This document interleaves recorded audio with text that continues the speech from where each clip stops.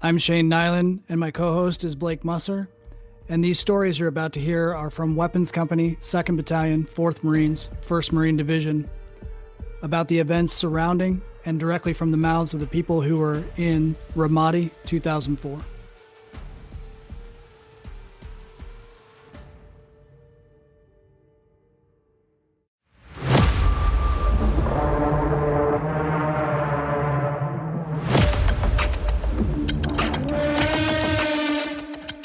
There you go. Let's do it. Josh Cohen. In 2004, I was a Lance Corporal. Or I think it was a PFC when we first went. Lance Corporal, I think, by the time we finished our deployment. Okay. But yeah, I joined 2-4, I want to say about 5 or 6 months before we deployed. Yeah. I was in security force school. And then from there, I didn't pistol qual the first time around, and kind of right when we were going to do like the second qual, they were like, "Hey, we're sending a bunch of you guys to the fleet," and I was like, Oh, "I'm like, okay," and it was actually really funny because I don't think I was supposed to end up at 2-4. I was in Virginia, and they gave me an option to like. They said like, "Hey, what do you want to do? Do you want to fly to your next duty station, or do you want to drive?" And at the time we weren't allowed to have a car in school, like in our security force school. So I was like, I want to drive. And then they gave me like, all right, well, you have 10 days to report. And I was like, okay, cool. So I was like, where am I going? I didn't really know yet. And then they were like, we'll let you know, like, I think it was like the next day. And then they were like, hey, you're going out to Camp Pendleton. And I was like, oh, well, in that case, I probably would have picked flying, but all right, I'll drive. So I ended up driving home, or getting a ride home, picking up my, and I said to my mom, I was like, hey, I don't know the next time I'm going to be home, based on kind of, they're sending us all to the fleet right now. So like, why don't you take a ride with me? Like, let's drive out to California. Just drove out. I think I was the only one. I think there was me, and I don't think anyone else came in. I think there was a boot drop, let's call it, like a month or so after. yeah. Okay. I got to the fleet. But I'll tell you a funny story. My like first weekend, and I won't use names in the story. My first weekend, I was in the fleet, and someone was like, "Hey, let's go out and have a couple drinks." And I was like, "All right, cool, let's do it." And we both got a little too drunk, and one of us drove back onto base. And luckily enough, there was someone from our unit at the gate, and we did get in some trouble. And my first maybe 4 or 5 days, I had to go to, at the time, Corporal Hardin, and be like, Okay. hey, I was just brought back by the MPs for a drunk driver. And it was like 2 a.m, and he was like in his underwear just screaming at me in the barracks, and I was like, oh shit, here we go again. Yeah. And that was my, like, that was probably my first week. We ended up not getting in that much trouble, and I think it was because, to be really honest with you, I think it was because we were honest. We were like, hey, we screwed up. Like, Yeah. we didn't try to play it off and make some kind of crazy story. And then we just got super lucky that the guy at the gate, I think he had left the unit when you guys got back from Oki right before. Yeah. And he was at, like, he was on gate guard or whatever. And I want to say his name might have been, I forgot his name. But anyway, if it wasn't for him, we probably would have got a lot more trouble. But because of him, and I think because of the fact that we were honest, I think that helped a lot. Yeah, definitely. And, yes. We didn't get in too much. We didn't get in too much trouble. The funny part about that is, though, right the day or two before we actually deployed, Matroka and I were out at a club, and it was one of those clubs that kind of let you in if you were under 21.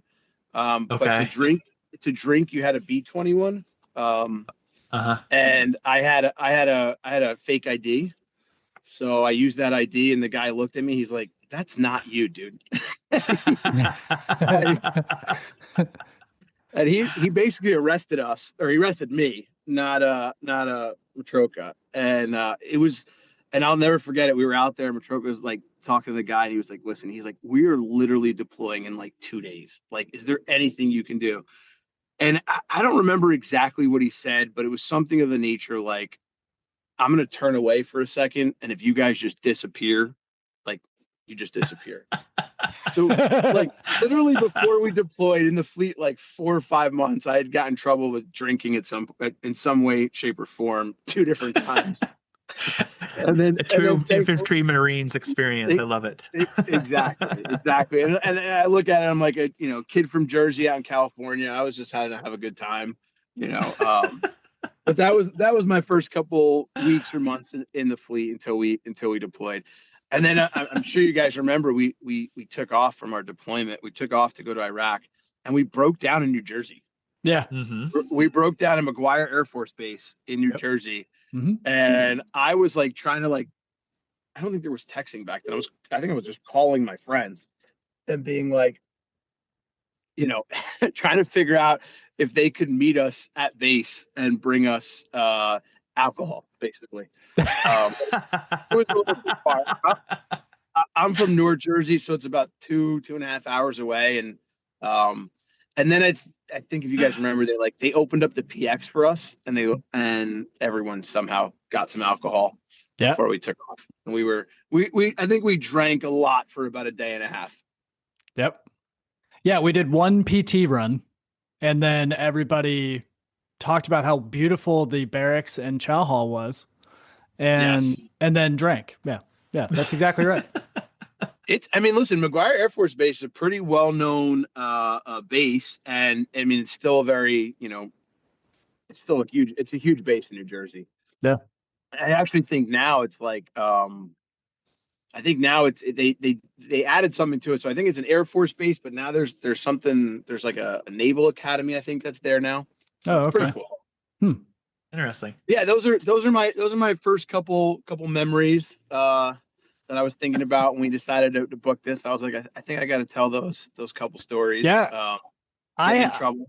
I remember you showing up to us solo, but I did not remember that it was because they cut you from security forces early and just basically stole you and brought you to us. There was about like 6 or 7 of us. So there was a couple of us that like either just didn't qual, or they like had to wait to take their pistol qual. And then literally I remember they came in, we were in like a barracks, but it was like kind of squad bays, like we were all together. And they were like, they just called out a couple names and like, you guys are going, basically just said, you guys are going to the fleet. And we're like, wait, what? I think I was supposed to go to Bahrain. And I was like, oh, all right, cool. Where am I going?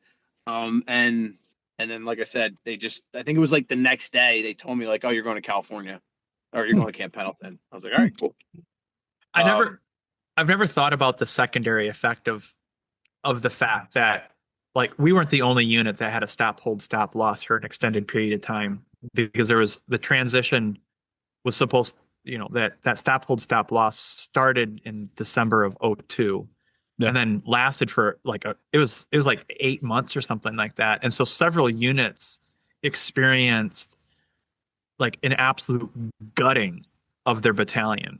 And we were no different. I mean, I know every one of us has that stayed on after Oki. Like we were like skeleton, like even skeletons maybe a too strong of a word for it. Like there was only a handful of us. And I think they were just really like, if they could possibly pull you into some of these battalions, they were doing everything they could to just fill them back up. But I never thought about it from the side of, like for you, who got pulled from something when normally you would have gotten another shot. But it's like, nope, you didn't get it on the first pass. You're coming over here. Yeah, I actually look at it and think that I was, it's kind of funny because you don't want to ever like unk anything or fail anything, but it was actually probably the best thing that happened to me, to be really honest with you. I got you, if I remember correctly, you guys, like you said, were kind of like a skeleton company, like weapons weapons at the Oh, time was like a skeleton crew. Like Yeah. I might have been like one of 30 or 40 Marines that were in weapons at that point. So like for me, it was great because I came in at this, like I was a boot, and I was the only one that came in, but there really wasn't a lot of Marines that were in the unit or in the right. company at the time. So by the time we got our next boot drop, which was probably only like 2 months later, I Mhm. wasn't like a boot anymore, even though I was, but I Yeah. wasn't. Yeah. Right. Like it was. I actually kind of got lucky. And listen, I wouldn't trade it for anything, right? Getting sent to 2-4 was awesome. I've got lifelong friends and memories and experiences that I would never want to trade for anything else. Obviously, a few that I'd like to trade the outcomes, Sure. but yeah, it was definitely a blessing, to be honest with you. Like failing that and not going to Bahrain and getting sent out to the fleet was probably a great thing. And the reason I say that is there's a good chance that if I had done my Bahrain tour or wherever they were going to send me, that I probably would have been a combat replacement into a unit that I didn't Oh, know or didn't train with and oh, wasn't that's like, interesting. like, because if you remember, even when we were there, we got a couple people that were We like did. combat replacements, We did. that just were dropped right in, and that's probably what would have happened for me. I mean, it might not have been 2-4 or wherever. It might not have been Iraq, could have been Afghanistan, but a bunch of the guys that I knew that went to security force school, when they did end up finishing their like year and a half or 2 years, they were just dropped into battalions wherever they were. Yeah. Yeah. I mean, Huh. that's kind of what happened with Harden. I mean, Harden was security forces, and then he just randomly showed up one day, right? Mhm. Fortunately, it wasn't during a combat deployment, but I mean, he didn't know anybody, didn't know anything, and he was a random corporal that showed up. So, I mean, Condi was the same way. Condi showed up, and it took a while for him to integrate initially as well. As well loved as he was by the time you got there, he was not when he first showed up. He was like, the odd man out who showed up all by himself. Yeah.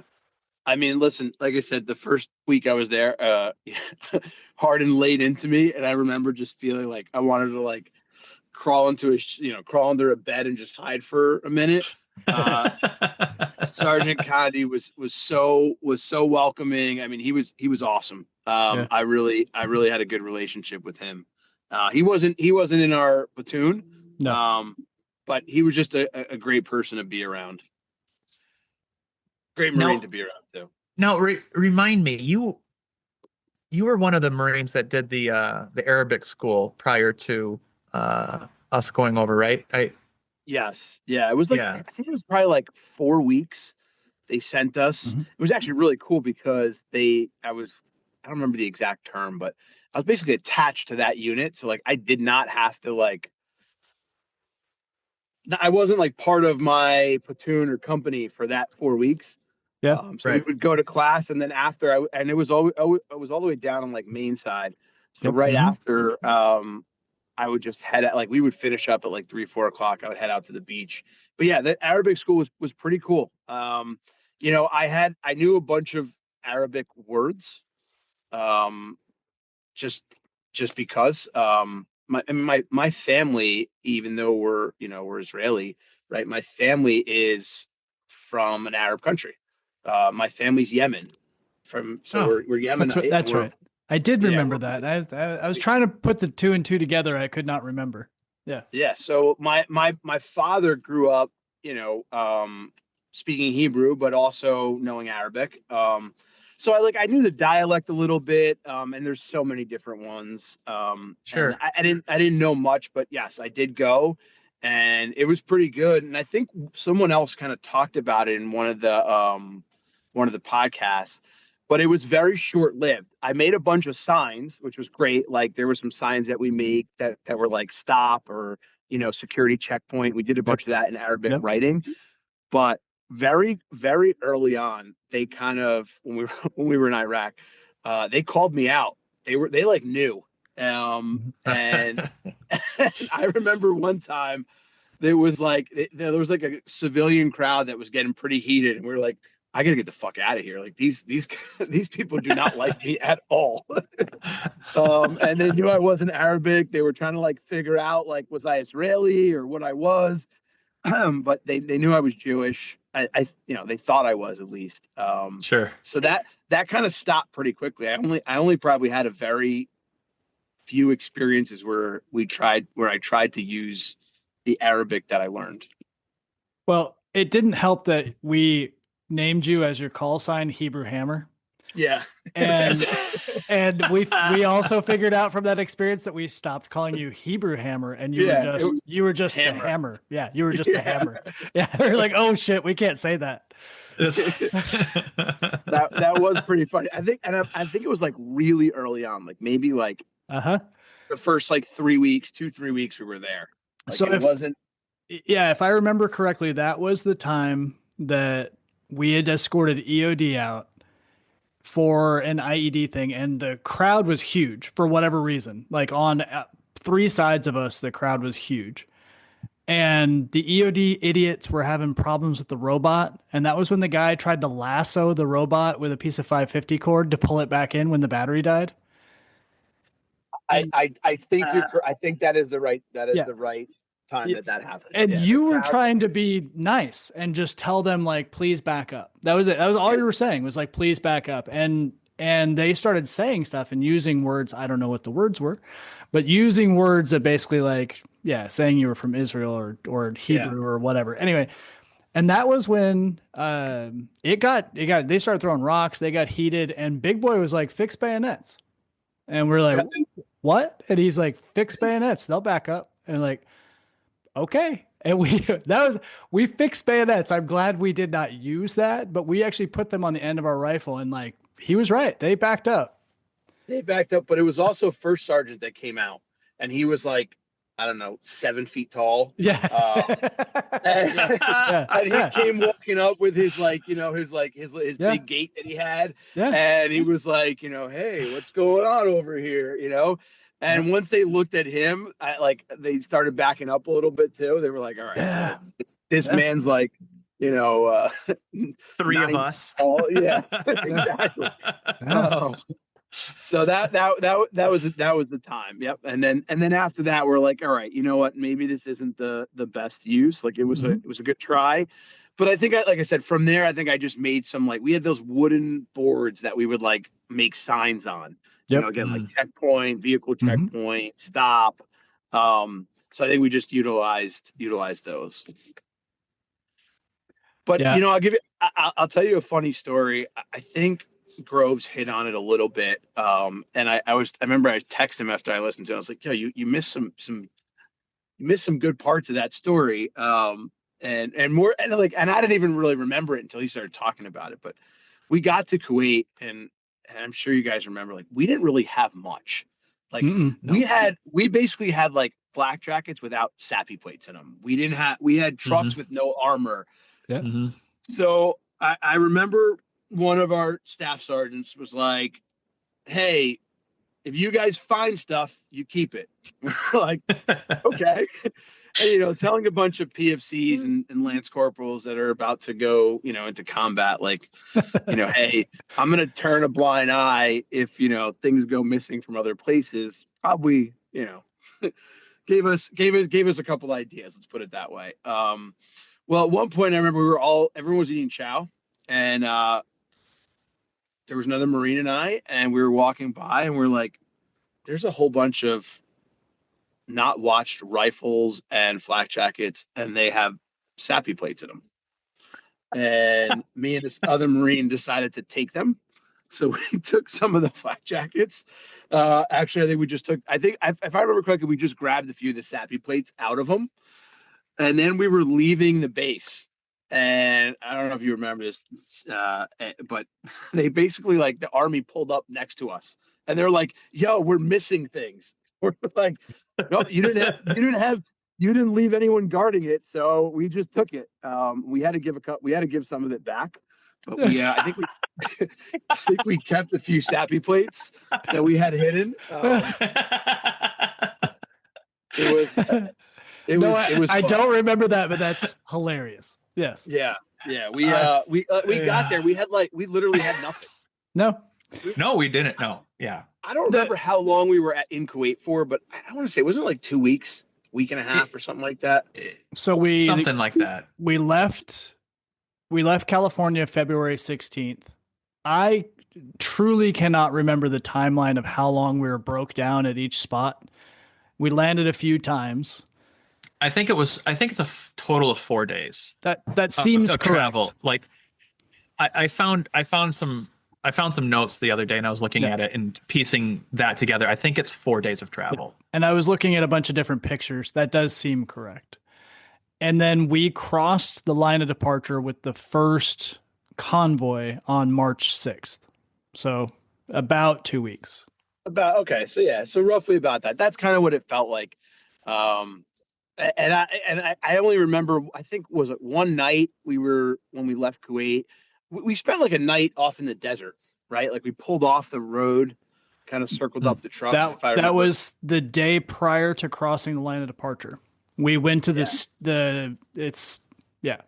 now a giant camp there, but it is in the middle of nowhere, right maybe 10 miles from the border. Well, the reason I bring that up was, when we started talking about it, I think in one of the other podcasts, it was like pitch black when we pulled off the trucks, and we had like our little flashlights with the red on them, so that And I woke up that morning literally laying next to a dead snake. Oh. And like bugged.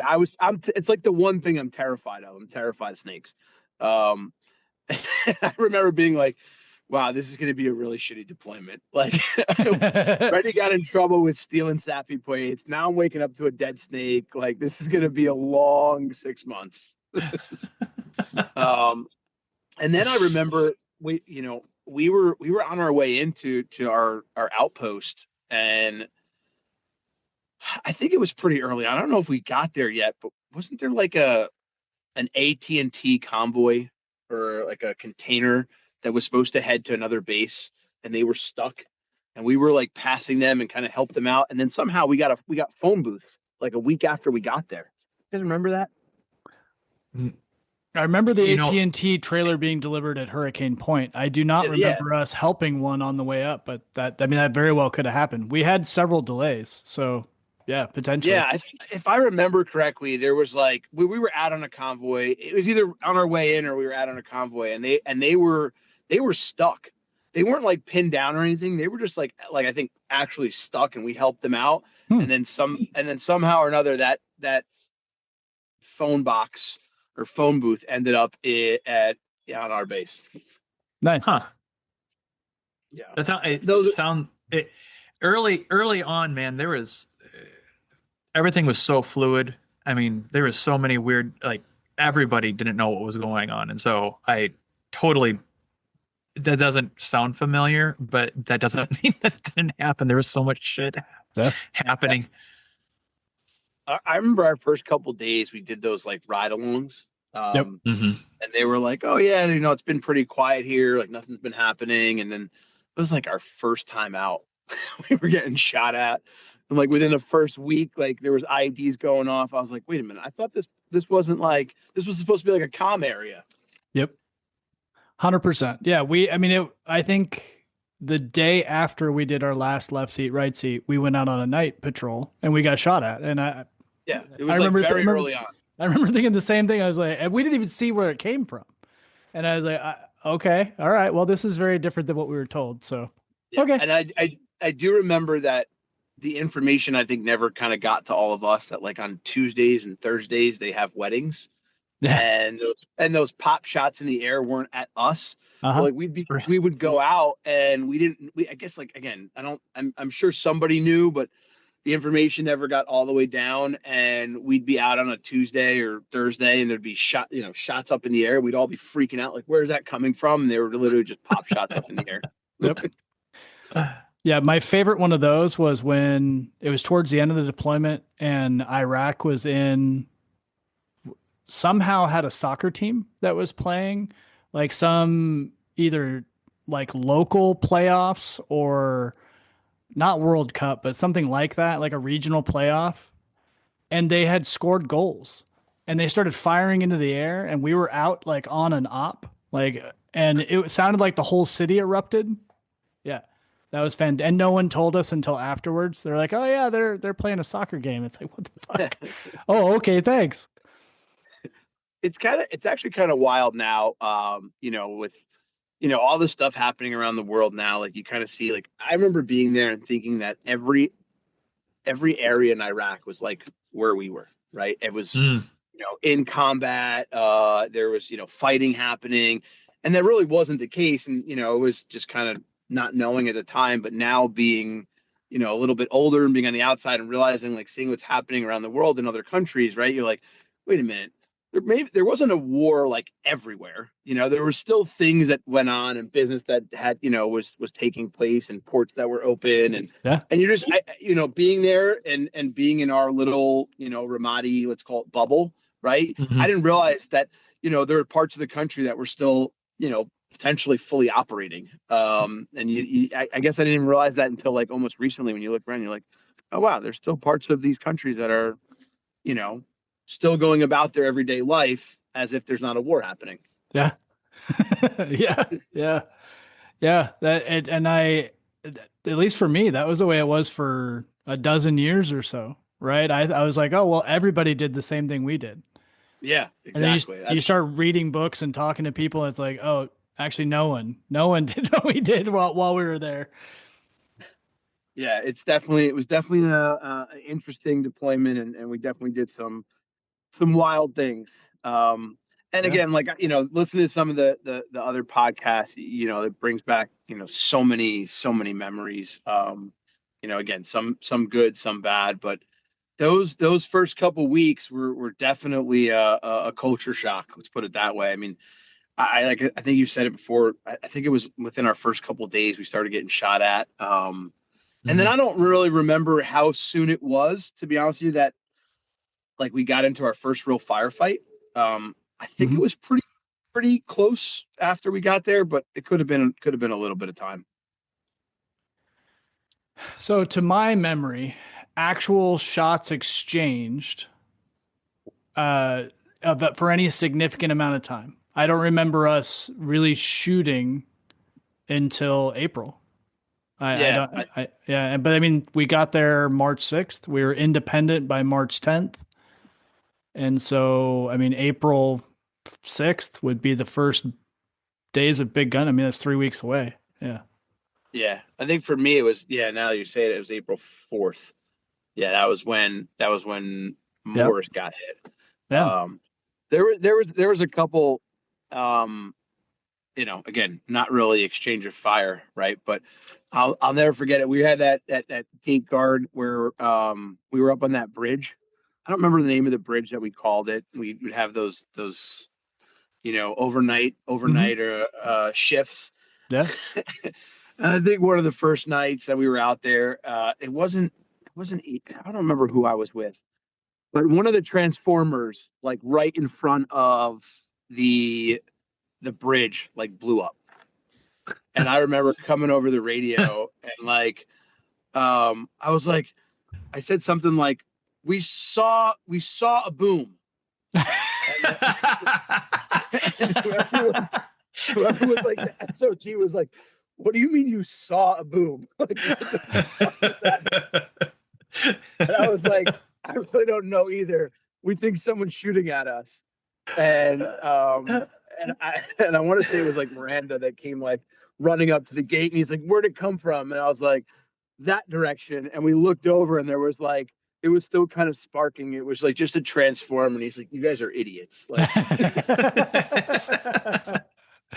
the funny part about it was like, it like went off and we radioed it in, said we saw boom. And then we kind of like ducked down. We're like, all right, we don't know what the fuck what's happening. So we just kind of like ducked down, and he came up and he was like, where's it come from? Like right over there. And he's like, did you guys look? And we're like, no.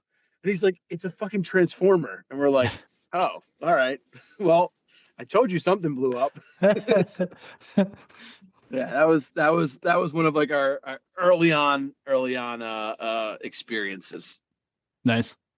That's hilarious. I'm not going to name names, but very early on, something similar happened. I was the driver at the time, and Gunny Cook was still the VC at that time, and we had a Marine in the back of the high back that had an ND, but he was literally right behind me when his little booger hook was on the boom switch, and it went off, and so it basically went off like right behind my head, and I like kind of freaked out because I thought it was like a grenade or something like that. I was like, something got thrown at us, and over the over the inner squad. Fortunately, I wasn't on the hook, and I like was doing invasive stuff, and the guy, the Marine that did it, like crouched down and like basically whispered in Gunny's ear, and he just put his hand on my arm and was like, "It's fine, just keep driving." Well, listen, those early weeks or days or weeks, like, listen, none of us had, I mean, obviously we have training, right? But you don't really know until you settle in. I remember, we had those like tarps over our hooches or whatever we want to call it. Yeah. And we were getting mortared. And the first couple nights, or again, I don't remember if it was nights or weeks, like, it'd be like incoming, someone's screaming out, and like we'd all like, get under our beds, or like, put our gear on and try to like be super safe. And then I remember at some point, like, I don't know, it was a couple weeks in, like nobody moved. It was like mortars were coming, and if we were watching like a movie, we'd be like, all right, let's just put let's put our helmet on. Maybe our flat, like we'd be wearing a flak jacket watching a movie on like this tiny little 6-inch screen. Nobody would move at all. We'd be laying in your bed and someone would call it out and be like, I'm not getting up right now. And then you kind of become a little numb to it. So those are those memories. And I'm like, did we really do that? And I'm like, yeah. I think there were times where like I was laying in bed and there's someone said like mortars, and I was like, screw it. Like if it's gonna come, it's gonna come. Like, I just laid there. Well, and you started to learn real fast that you might be running towards it. You don't know which way you're gonna go. So sitting still is probably the best thing you can do. Yeah, just playing your odds. Yeah. But yeah, I mean, I don't know. I don't have like a ton of stories. I mean, I think some of it for me was like that deployment. At this point in life, like it's kind of all mixed together. Like some of it, I don't remember if it happened like first or like what order it was in. Sure. And I'll tell you what, like I said in the beginning, like listen to some of these really, really brought back some awesome memories too. Like I said, I wish some of the outcomes were a little bit different, but some of the memories were awesome. I remember back in, on base and in the hooch, like we had a lot of fun. There were definitely a lot of fun things that we did and kind of made the best of it. And I look back and I say to myself, like, I wouldn't trade that. I definitely trade some of the outcomes, but wouldn't trade that time in my life for just about anything. Do you have any specific hooch life stories that you're thinking of? I was gonna say, while you're on it, if you can think of any specific stuff, that'd be great. I think the one where we tied up Newmeyer was probably one of my favorite ones. I think we even like duct taped him to the pole. We did. Yes. Yeah. Or I'll never forget Gunny Merarkey coming in. And we had, so I don't remember who it was, but somehow or another we had toilets in ours, and we like set up the plumbing. If you guys remember that. That was Moselle. I mean, was it Mosey that like credit to Mosey. He rebuilt the plumbing of our whole hooch with no one else knowing, and he fixed ours and the COC, and that was it. Yeah, Gunny was like, "You're not allowed to take shits in there. Like, no one's allowed to shit in there." And we were like, "Yeah, okay." We were like, "All right." And one day he came in, and there was like 3 of us taking a shit, and he just fucking lost it. He opened the curtains or whatever we had there and just like flipped out on us, and we're like we're sitting there like, oh shit, what do we do? And he was just going nuts. And I think we ended up filling or digging holes and filling sandbags for like days, which again ended up working in our favor because we had an awesome smoke pit. And I was like, all right, well, I at the time I smoked, so I was like, all right, I guess I'm filling sandbags to build our own smoke pit. So it's not terrible. Yep. Yeah, we reinforced the whole. Yeah, you guys filled sandbags for days. Uh, for at least 2 days that I can remember because I have pictures of it. Yeah. And you built that little bus stop looking smoke pit that was out back, and you reinforced the whole back of the hooch, which probably ended up saving a few people's lives because we got hit 2 or 3 times. Yeah. Didn't we have one up front too? We Something did. happened to the one in the back, and then I think we did the one up front. I remember many nights just hanging out in there, uh, you know, smoking. I remember, just telling stories, Matroka singing. We had a lot of fun in those smoke pits. Yeah. Yeah, Matroka and his guitar and making up all the songs was good, man. It's he wasn't very talented, but he was damn funny.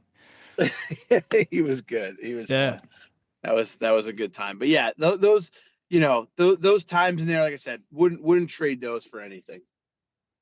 I don't remember you playing cards at all, but I do remember you having a radio and playing music. Do you remember any Yeah. of that stuff? Yeah. So before we left Kuwait, I went and bought like this little radio CD player Mhm. at the PX there. Mhm. And I remember we didn't realize that we didn't have batteries. So we, or we didn't have plugs. Like we had to, we'd plug it in, but I was like, all right, we're going to take this thing. We need batteries. So it was like, I don't know, it was like one of those CD players that needed like 10 double D batteries or whatever it was. Yeah. And so we finally got them. And I had never really listened to country music, like never. Like I'm from New Jersey. We listen to Beats. I pump my fist at the Jersey Shore. Never ever listened to country music. And Calais slept right next to me, and he had a bunch of country CD. And again, this is before like iPods. Right. I think I got my first iPod in Iraq. Like my family sent it to me, like loaded with music. Nice. Oh, that's cool. Yeah, but we went there. We had these books of CDs, and so we had music playing. And I remember one night, I couldn't fall asleep. And Kai was like, "Here, we'll listen to this." And it was I want to say it was like a John Michael Montgomery CD, like just real country. And I don't know if I fell asleep to it because I enjoyed it or it was like driving me so crazy. I just wanted to go to sleep so I didn't have to listen to it anymore. I don't really know exactly what it was. But since then, fast forward 20 something years, I still listen to a ton of country music. Yeah, so I definitely listened to a lot of music while we were there. And I remember our lieutenant, he wouldn't let me bring the stereo in the car. He's like, it's silver, it's gonna like reflect off of things. So me and Grove spray painted it like camo, and Yep. we took it with us. But yeah, I had a ton of music. I love listening to music at that point. And then that deployment got me into country music. I haven't stopped listening. I've 3 of my 4 kids that can understand music at this point all love country music. So definitely a pivotal point in my musical listening career. Let's put it that way. That's hilarious. Yeah, I remember we bought 3 of those little boombox disc players at the Kuwait PX, and we bought a case of batteries. And I had one. I had a little blue one. I didn't spray paint mine, but I had a little blue one in our vehicle, and I don't know where the third one went. I know you had one. Yeah, you were in, I forgot you were in the lieutenant's truck. So it was you and Miranda and Morris initially. Initially, that was our truck. Okay. And who drove? Miranda?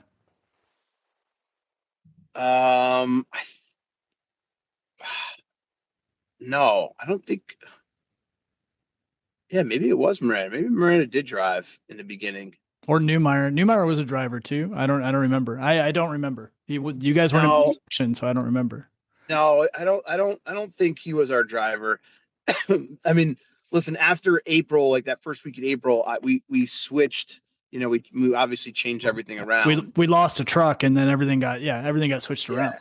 Everything got switched around. I have more of like a memory, I would say, of like that truck than those early on ones. That was, I think we called ourselves the Suicide Squad at that point. Like, we were in the back of a high back, and in the beginning we had like no armor, and then I want to say like Richie maybe like welded some pieces of metal to the side of the truck. It was me and Monroe and Harden. Oh, Yeah. there you go. Yeah. You guys, I remember that happening, and then that was my truck for the remainder of the deployment that I was there. Nice. And that was me. Geezer was our gunner. Yeah. Groves was our driver. Yeah. Petrocco was there. Knife was there. Miranda was there.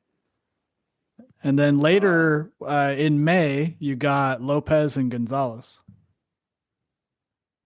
I don't know if they were in our truck though. Were they? Maybe They Lopez was. They were. Yeah. They were. Yeah. They were dismounted the whole time. Yeah. Yeah, we had some, again, same thing. We had some fun on that dismount on that truck. We had some wild experiences.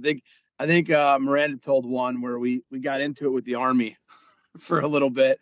That was pretty wild when an Abram literally shot at us. Yep. Yeah. Yeah, I'm curious. We'll pick your brain on a couple of these points. What do you remember of that particular night? Oh man, I remember we had some intel that there were, insurgents putting IEDs on the side of the road. So we took off. I don't remember exactly what it was called, but it was remember that arch? There was like a big arch. We were going right underneath it.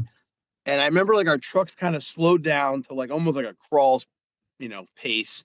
And a few of us hopped out of the back, and then the trucks kind of took off and dispersed a little bit as like a security. And we like laid on the side of the road looking and just kind of waiting to see if we saw anybody. I think it was me, Miranda, and Knife, the three of us. And I'm 90% sure Matroka was with you on that one too. He might have been. He might have been. I know I was right next to Miranda. I know him and I were like in the prone position next to each other. And then I don't know. I don't remember how long we were there. It didn't feel like it was that long. But I was in the prone position facing one way. And then I think we saw it and then heard it, and it flew right over our head. And then I was laying on my back facing up. And I was like, holy shit, what was that? And we thought it was an RPG. We thought an RPG, and mind you, that wasn't too far after, Morris, and I was in the truck when that, RPG hit the truck. Yeah. So like, I was almost positive it was an RPG again. And I just remember we kind of got back to the prone position and just started opening fire. And then very quickly, I think, realized when they started opening fire back at us, I think they shot a heat round at us that was supposed to be like 99.9% accurate, and it just flew right over our heads, but like a big crater. I don't remember how far, maybe like 50 yards behind us, but it completely knocked us over. And then again, we opened fire, and then they opened fire back at us. And at some point, I don't know if it was Knife or Miranda was like friendly fire. And I had that big flashlight. And the purpose of that flashlight that we had was like, if we saw someone, potentially putting in IEDs or wanting to pull over cars, it was to basically like create like a checkpoint, like for a car, like, if a car, like a spotlight. Spotlight. Yeah. So I remember I just started flashing it in the air, and that's how I think a few of us realized that like I think the rest of our platoon realized like we were pinned down. And then that, it was friendly fire. I think our own gun even like started opening up in our direction. And more so, I think it was, they thought to protect us, but it was really almost like kind of at us. Yes. I don't think anyone really knew what was happening at that point. And then I just remember Staff Sergeant was like, Big Boy was like, he ripped some guy like out. Like we heard the Abram like starting up and like heading towards us. Yeah. And then Staff Sergeant just like ripped some guy out of it. And I was like, holy shit, he might beat the hell out of him right here. And I remember Miranda and Knife like being like just fucking super pissed, and I was just thinking to myself, like, I think my memory of that is more like, I was like, how the hell did that just happen? Like, and I think I was more in shock that I was literally laying one way, like in the prone position, you know, facing one way, and then a couple seconds later, I was literally on my back, like facing the sky, and I was like, how did this thing just knock me over? You know, like that. But yeah, it was a pretty wild time. And then honestly, I don't know the aftermath. I don't know if someone got in trouble, didn't get in trouble. It was kind of like not talked about anymore. And again, that could have been for the better. You know, no one ended up getting hurt, from my understanding. So maybe it was. No one got significantly injured. That's accurate. I think I had a couple like cuts and bruises and whatever. Like, you know, I think maybe Miranda and I were like bleeding a little bit, like just from being like kind of tossed around. But I don't think it was anything like serious. Yeah, somebody told me a story at one point, and I truly don't remember who it was, but somebody ended up going home early or something, and had met the either the driver or the gunner from that Abrams tank, not the vehicle commander. The vehicle commander, I don't think anybody ever talked to. But they had said that it was a big issue for them, like mentally, that they almost like opened up on U.S. troops, and then it was a big deal, but there was no actual fallout. And again, I don't know how true that story was, but I know that was what I was told later. So listen, if it made it so that I remember at that point, there wasn't a lot of communication around with the Marines and the Army operating in very close AOs. And I think after that, there was a lot more calm around like, hey, where we were patrolling or what we were doing. So if it, you know, no one got hurt, if it helped out and prevented something else, you know, hopefully that was the case. I mean, the tanks weren't supposed to be there, and they didn't know we were there, but there was no way for us to talk to them either. We didn't have their comm frequencies. They didn't have ours. We had no inter-service communication whatsoever for multiple different units, right? Couldn't talk to the air overhead when they were overhead. Couldn't talk to the Army when they were across the river. Couldn't talk, and nothing. Couldn't even talk to the checkpoints when you're pulling up to them. So it was.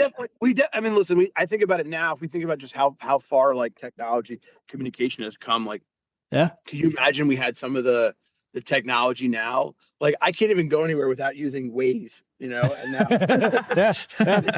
and that Blue Force tracker, you guys have like maps out, and you have this Blue Force huge piece of equipment in the truck, and I think only like a few trucks had it. Only one. And I was like, only the CO. And he got it halfway through the deployment. We didn't even start with that. Yeah, it was like, you know, how the hell did we even like navigate and get around? I remember like before going out on patrols or missions or ops, you know, a couple of you guys were like literally planning out the routes like for like, you know, 30 or 40 minutes. Yeah. And if I'm not mistaken, it was like multiple routes. Like, hey, we're going to go this way. And then like tomorrow we're going to use this route, and tomorrow and the next day we're going to use this route. And we would always just go like different ways to get through, you know, obviously to hopefully prevent them from knowing, you know, our routes. But I think about that all the time now. I'm like, God, how do we even like navigate and get around? I need ways to go everywhere now, you know? Yeah. It's like, it's kind of funny. If you like what you've heard, this is a multi-part episode. Make sure you listen to the rest of the story.